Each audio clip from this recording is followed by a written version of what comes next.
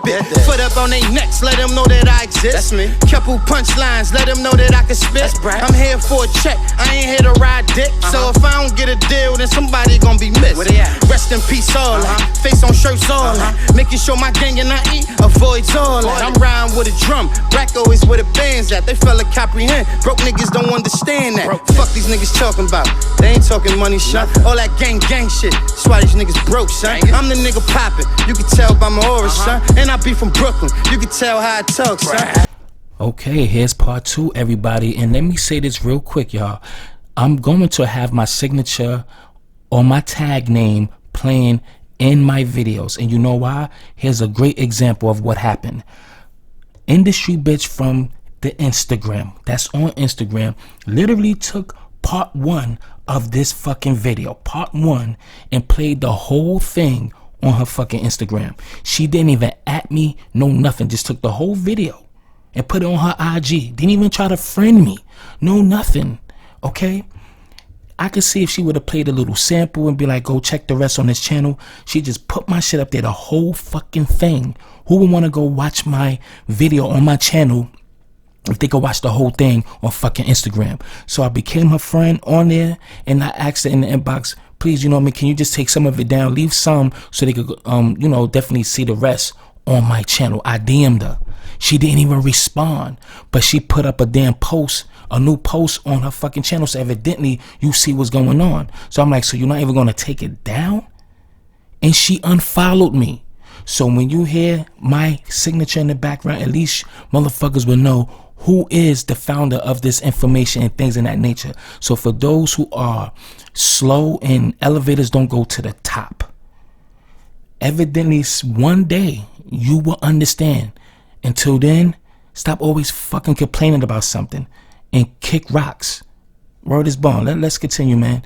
Part 2, I'm out. As to what was going on. Now, when we spoke yesterday, and you basically, you know, we was all off the record. Now, when we spoke, you said about him going to the Breakfast Club, and basically his lawyer Lance Lazaro was behind Danny going to the Breakfast Club and firing everybody, basically distancing himself from the whole clique because he knew what was coming. This is what I said about that. This is what I feel about that. This is my thoughts on this. Okay, I feel like Lance had told Danny, you got to separate from this whole situation. Right. Mm-hmm. Because there's this federal case going on. Obviously, they're having their own conversations or whatever about what's going on. So after the fact, looking back at the situation, I feel like, you know, when he went to the Breakfast Club, it was an agenda to go to the Breakfast Club. He wasn't supposed to go to the Breakfast Club on November 16th. Right, it was a surprise interview. Mm-hmm. He popped in there and did whatever he planned on doing on that day. And so I feel like, you know, that was after seeing his defense when, you know, everything was coming out and they were saying, you know, he separated from everybody, he fired his whole team. Well, that was 3 days prior to him being arrested. That wasn't like, you know, back in June or something. So to me, it was, you know, a planned situation for him to go there and do that and say what he said. Why he went, you know, and said that I stole from him, like, I don't have the answer to why he did that. I want you to explain that. I want you to explain that because people's going to want to know that. Now, you get 10%. How can I, right, but how can I steal $3.6 million from somebody and not be in jail? Like, what your attorney, so if I stole $3.6 million, wouldn't your attorney, like, be coming after me to get your money back, like, because, you know, whatever, like, that, it just didn't even make any sense. The $3.6 million the $3.6 million number is just totally, I don't know where. So basically Jose put that number in his head and basically Jose told me he did not do that. When I talked to Jose, he told me he did not do that. Let's just clear the air real quick because there's rumors. Is Jose really El Chapo's nephew? Please clear the air. No, he is not. And Jose explained to me that everybody in Mexico calls El Chapo like Tio or however they say it. So no, definitely not. All right. Now, because it's a lot of shit going on. So now for the people out there, I want y'all to be clear. Jose, he is not El Chapo's nephew, right? Right. Okay, so overall, since you've been dealing with Danny and booking shows from all of that, how much did this guy accumulate? I know you're not gonna know the exact number, but estimate to overall, because you know people gonna get it misconstrued. What you think that he made overall so far? I mean, the first dates, the first tour that we did in Europe, he was getting, I think, 30 to 35,000, maybe 40 on a few dates. And I can't remember, but I want to say it was like 12 dates on that. I sent you the flyers for those. And then the second tour, the price went up a little bit, around 50.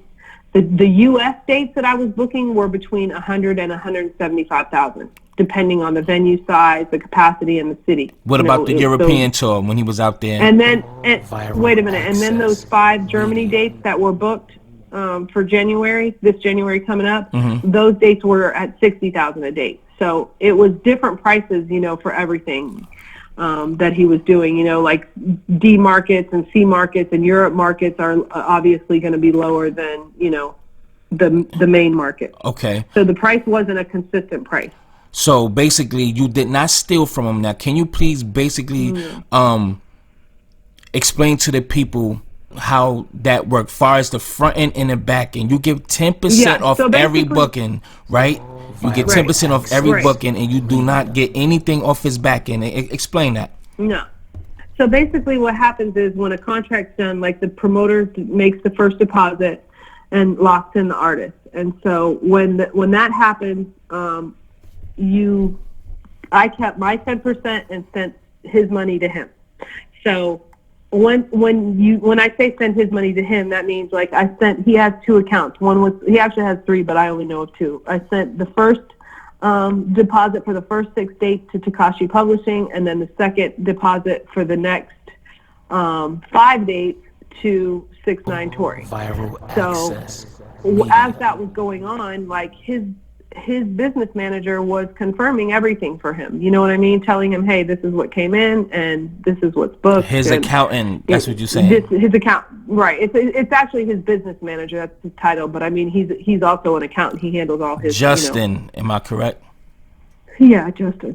Okay. And so Justin basically, you know, would let him know that the funds were there. He knew that the money was in his account. He knows the money's in his account right now. You know what I mean? There's nothing, no lies, you know, that you know, can prove. I mean, I have federal tracking numbers of everything that went to his account, what came in, what went out. So there's no, you know, he knew that.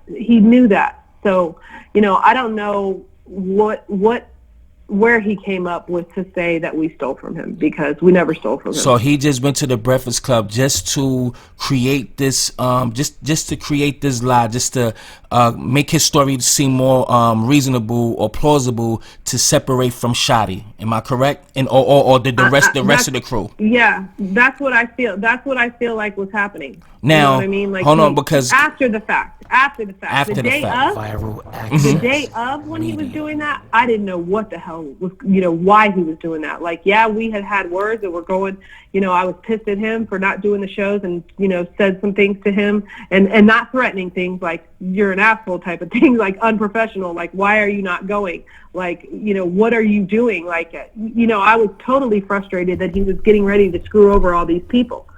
But for him to go on a platform that has, you know, 10 million viewers when you're going on there and say, you know, that I stole from you was just like, what the heck is he doing? I want to stick on that to basically clarify your name. So this is really what this interview is for. So now the 10% that you get, right? Now you are suing him for $860,000. Am I correct? It's not 860,000 exactly. This is what is going on. The promoters, they have to sue me because their contract is with me and with Shady. So they would have to sue. So where the money is in Danny's account. So I have to sue Danny to get their money back. Do you understand what I'm saying? Like, yes, I you understand. can't. Yeah. So like, for me to, go in to help them is obviously, I need to help them get their money back. You know what I mean? I want to help them get their money back. Because they went through you. Obviously. So obviously, I mean, some of these people I want to do future business with. You know what I'm saying? So it's like, I'm not just going to leave them out there. Now, so the back end money did he get his back end money? No, you don't get your back end money until 2 days prior. Okay, now so that means if he didn't do anything, meaning because he's locked up, so he can't get the back end, and so but if he's exactly if he didn't get the back end because he's locked up, why is he being sued for something he's not getting paid for in the first place? He's not being sued for something he didn't get paid for. He's getting sued for the front ends of the money, not the back end. You understand what I'm saying? See, you're thinking that the total amount of the dates was $860,000. That's not it. There was Fashion Nova money in there. There was money for the lingerie show he did a commercial for. There was Snipes money in there. So like, let's say the dates were a total of 1.7 million and he got like 700 were towards, I don't have the exact numbers in front of me. Let's say he got 700 for his front half. You understand what I'm saying? The front half of the dates that he was doing. So he was still going to get way more on the back end prior to every date. I'm talking about what's in his account. You can't sue him for the whole amount, but I mean, the promoters obviously are going to sue for damages and stuff. Right. Absolutely. Now, what about now, Shady? Treyway is a label. It's actually an entity that generates revenue and manage artists. And did Shady steal from him? So from your recollection, nobody stole from him. He's just basically lying, and Shady never stole from him because they thinking that too. No, I don't believe Shady ever took a penny from him. I mean, I don't know what they were doing, on the street side of stuff. I'm talking about when it came to the business and the dates that were locked in. Obviously, if Shady had dates on the books, that I would have known about them because I was keeping the calendar. Now, you saying that they was cool, right? They was real cool, or at least in front of you. Him and Shady was like best of friends. My question, what I used to think, because when he was going over there to Germany, why Shady never went overseas with 6ix9ine? He did. He did? He did. Yeah, he went overseas with him. So the Germany tour, he was just add more. And what dates? When did Shady go to Europe? What dates? What cities were those? He was in like Amsterdam. He was in Shady doesn't really like to fly that much, but yeah, he did go. He wasn't on all of them, but I mean, he was doing business back here too and working on his stuff as well. Yeah, he flew home after the day he couldn't get into the UK. He flew there. And then he stayed for the rest of that run. Okay. So he did go. All right. So the reason you suing is because it's back in. And Danny didn't have any problems, as far as what we had here in the U.S. because he didn't even really need security in Europe because people were hugging him in the street. Like, he didn't have problems like he did. He wasn't fighting with everybody like he was here in the U.S.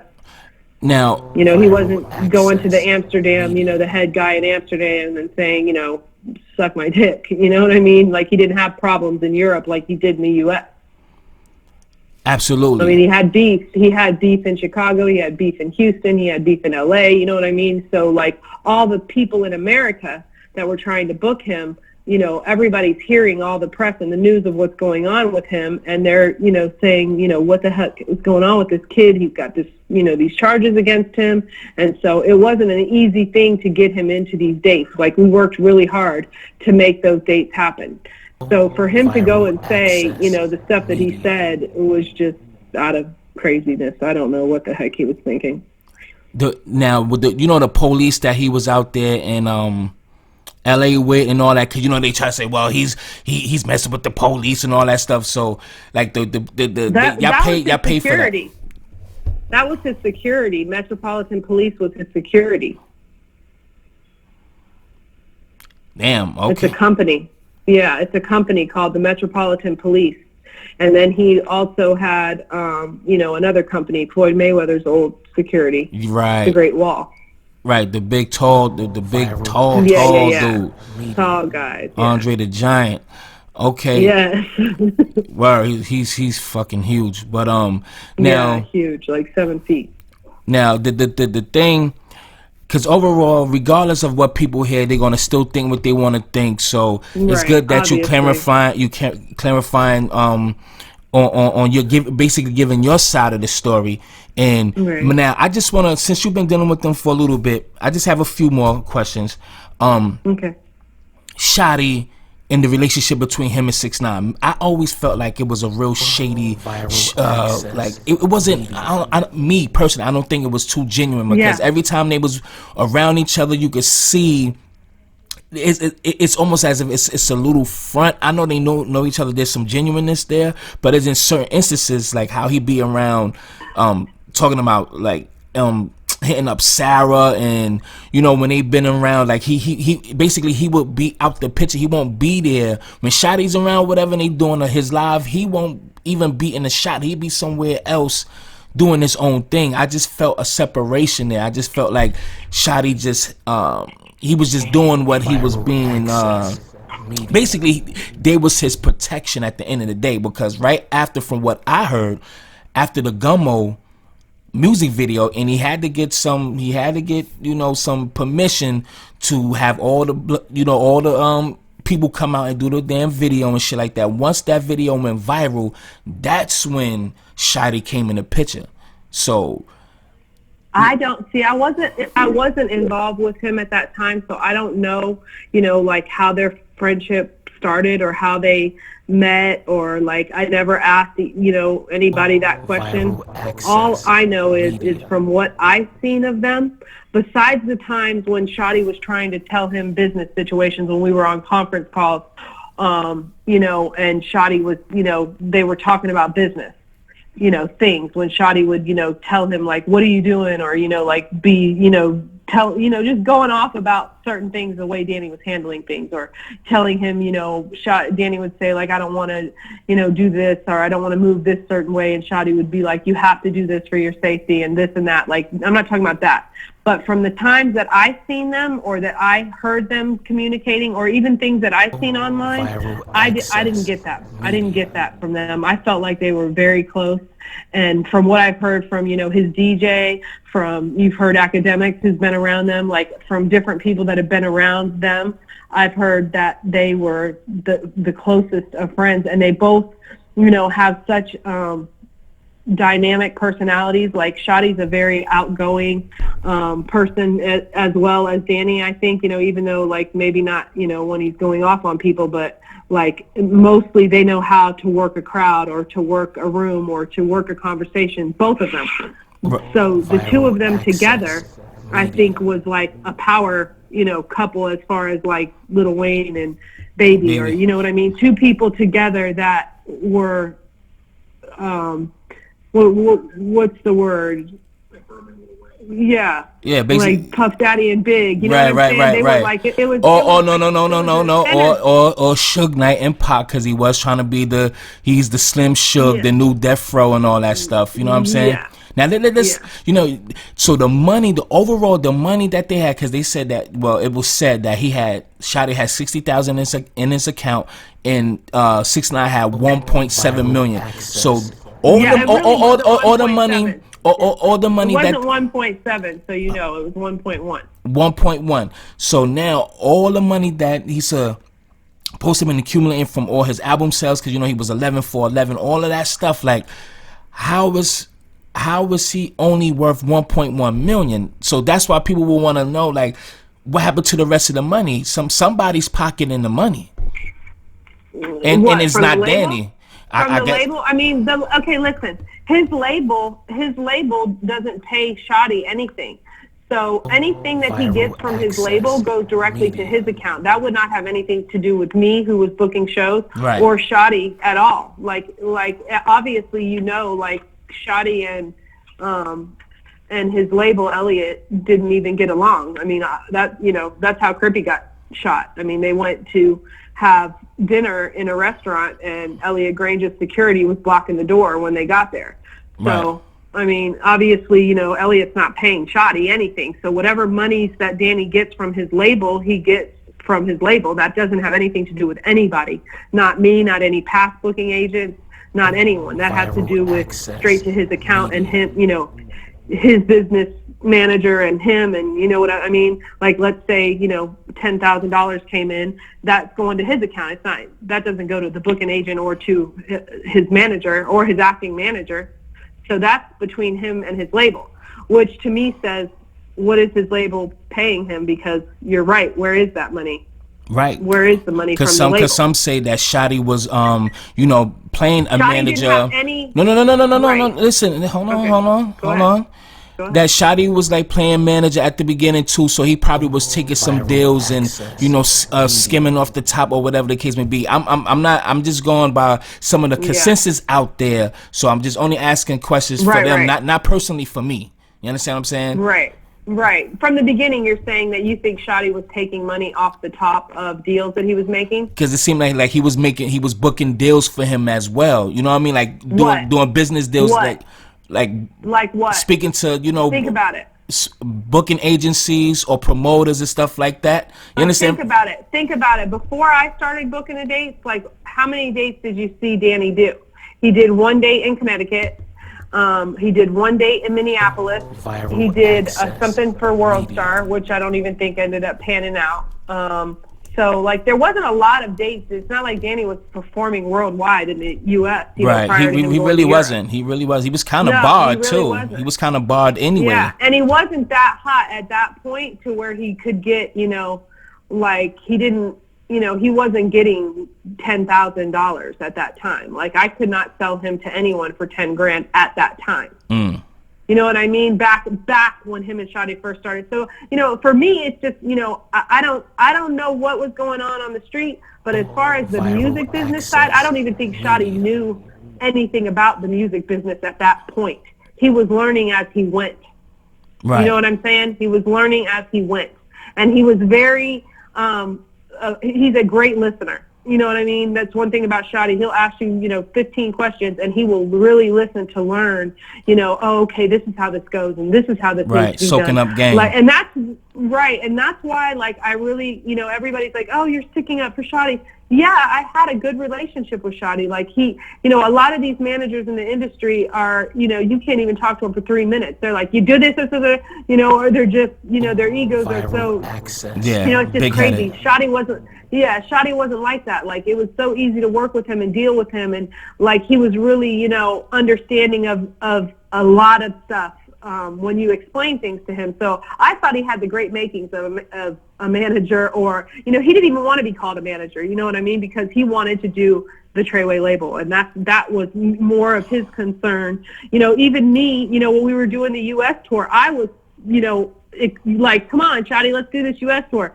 You know, like, we were talking about these things, and it wasn't like, you know, Shady was always the one, you know, pushing like, hey, I need to get these dates and da-da-da-da. I was the one who was saying, like, look, I got all these offers, let's do these dates, talk to him, and, you know, and then he talked to Danny and we got moving. It wasn't, you know, Shady always trying to be like, I'm Mr. Manager. He didn't even like that label. Right. He didn't even like to be called that. But he was put in that position with Danny. Right. He was the one who was handling all that. And anybody on the outside that wanted to book a date with 6IX9INE would have gone to Shady. And that's why they sent all the offers to him, because he was in that position, because Danny put him in that position. Right. Now, in closing, now, overall, this stuff with him going to the goddamn Breakfast Club, so everything, so basically, he just went up there just to say that shit and just created this false narrative just to separate from, you know, Shady and everybody, because he knew that the feds was closing in, right? Yeah, which I did not know that at the time, so that was definitely happening, but why he said what he said about MTA booking, I really don't know why he said that. I have no idea why he lied. By him mentioning your company, MTA bookings, did that damage your reputation a little bit, and how things? How Steve? Yeah, every single person that is calling is referencing and asking about it. You know what I mean? It's definitely affected my company. Totally affected. I mean, to have an artist go, regardless of, even though, a lot of the managers were calling me, like, knowing that, a couple managers told me prior to working with him, this is, you're crazy for working with this kid. Look at how he deals with everybody around him. But obviously I did not listen to any of that, and I wanted to work with him. I liked his music, and I wanted to work with him. I wanted to book him. And he didn't know anything about the business. He was hard. Was he hard to work with? Far as you trying to? I mean, not the first two runs. It wasn't. He wasn't hard the first two runs. He did everything. He did his drops. He wasn't even.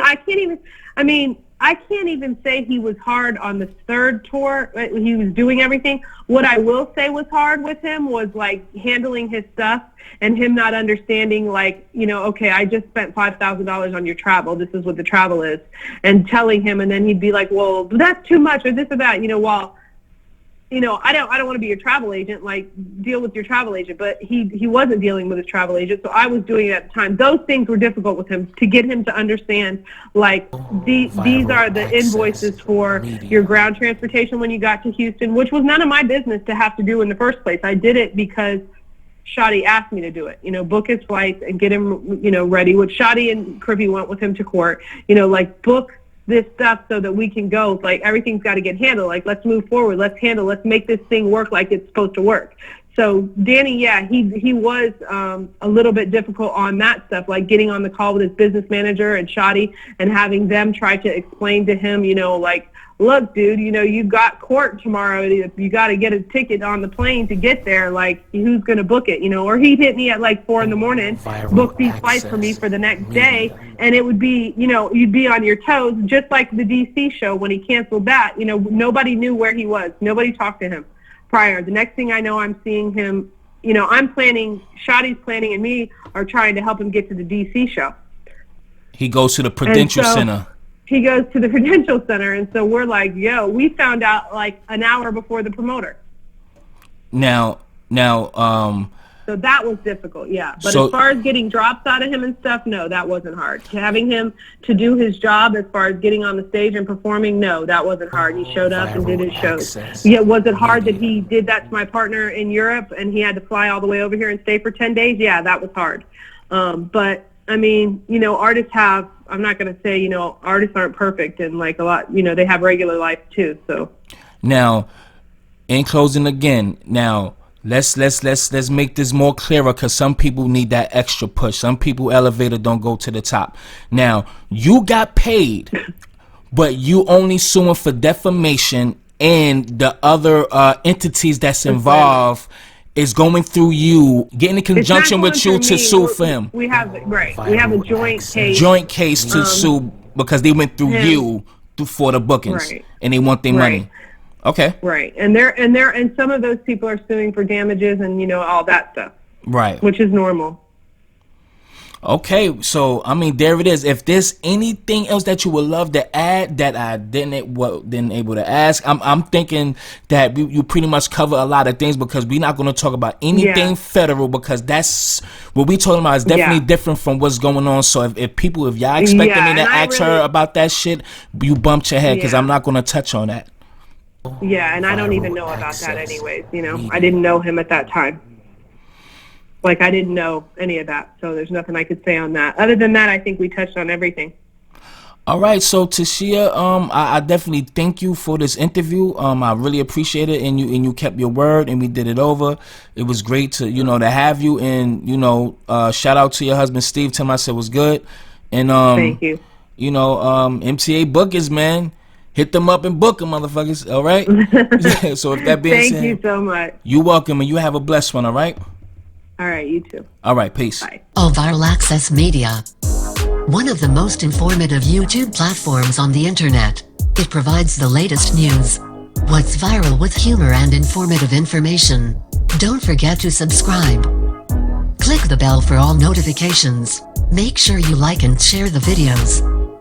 For no clickbait, real and unbiased news, get it here on Viral Access Media. Oh yeah, he's just a goddamn YouTuber, and he's out this motherfucker. Peace.